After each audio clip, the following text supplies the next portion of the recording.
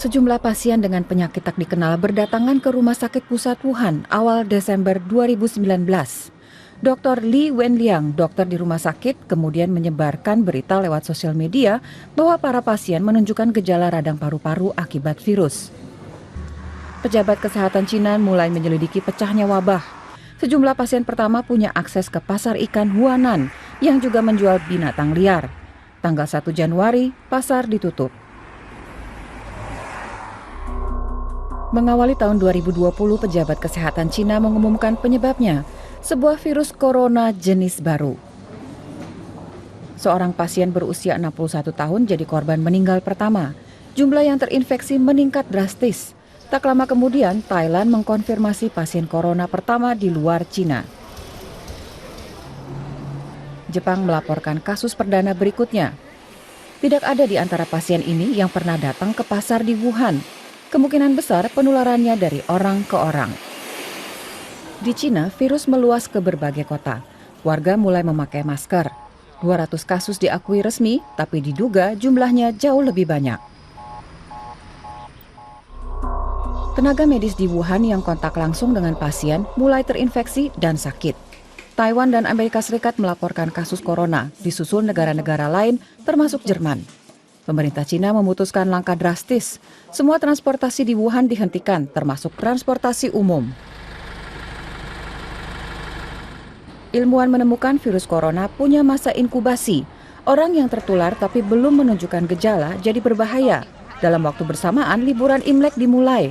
Jutaan orang bergerak mudik massal. Di saat itu dikonfirmasi 2.000 kasus di seluruh dunia. 50 orang meninggal.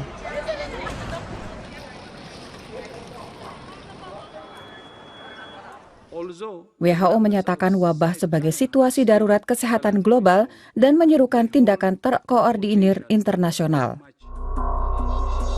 Awal Februari, Wuhan tetap ditutup total. Semua provinsi di Cina daratan melaporkan adanya kasus corona.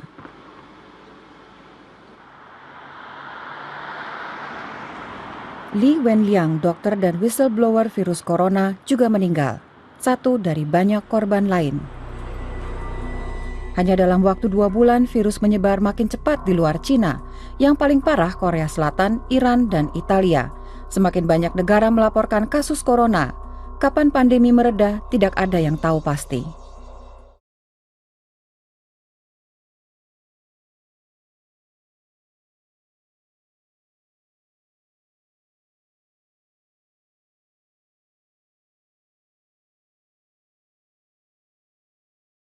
Assalamualaikum warahmatullahi wabarakatuh.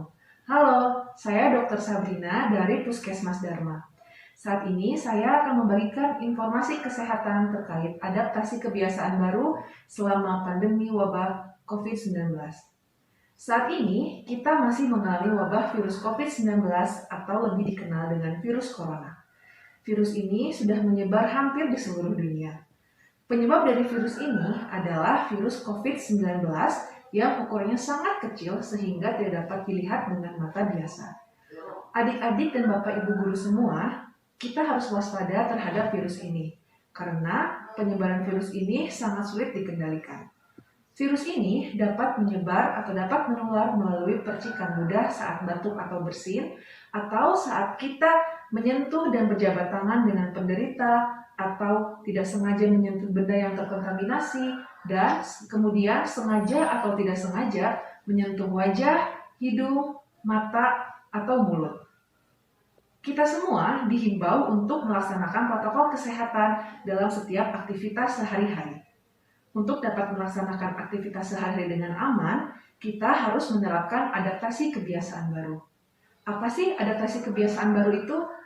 Adaptasi kebiasaan baru itu adalah cara merubah gaya hidup agar tetap beraktivitas dengan aman dan terhindar dari virus COVID-19. Adaptasi kebiasaan baru ini harus dilakukan saat bersekolah. Adapun kelengkapan-kelengkapan yang harus dibawa oleh adik-adik selama adaptasi kebiasaan baru, diantaranya yang pertama harus memakai masker. Masker dipakai dari hidung sampai ke dagu. Selain itu, bawa juga masker cadangan dalam tas. Dan harus membawa perlengkapan makan dan minum sendiri sehingga tidak bertukar dengan orang lain. Selain itu, makanan yang dibawa juga harus mengandung gizi seimbang, harus mengandung karbohidrat, protein hewani, protein nabati, lemak, vitamin, dan mineral, agar daya tahan tubuh semakin bagus. Selain itu, harus juga membawa hand sanitizer, tisu basah, dan juga tisu kering. Adik-adik juga harus membawa alat ibadah sendiri, serta alat tulis pribadi, supaya tidak saling meminjam, karena dengan saling meminjam dapat mempercepat penularan virus COVID-19. Dan jangan lupa untuk menerapkan 3M, yaitu memakai masker, menjaga jarak minimal 1,5 meter, dan mencuci tangan 6 langkah. Adik-adik dan ibu bapak guru semua juga harus menerapkan etika batuk dan bersin, di mana jika akan batuk atau bersin harus menggunakan satu tangan atau tisu, atau bisa juga menggunakan sikulungan. Jangan lupa setelah keluar dari sekolah, sebelum beraktivitas dengan orang lain, harus mandi terlebih dahulu dan berganti pakaian. Ibu bapak guru, jangan lupa untuk selalu mengingatkan murid-muridnya tentang protokol kesehatan yang benar.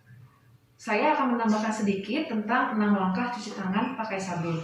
Yang pertama, nyalakan air di bawah air yang mengalir, berikan sabun pada tangan, lalu usap telapak tangan, punggung tangan, sela-sela jari, kuku jari dengan cara dikaitkan seperti ini, kiri dan kanan, lalu ibu jari dan ujung-ujung jari. Dilakukan di bawah air yang mengalir selama 40 sampai dengan 60 detik. Sekian informasi kesehatan yang dapat saya berikan. Tetap jaga kesehatan dan jaga jarak minimal. Sehat selalu!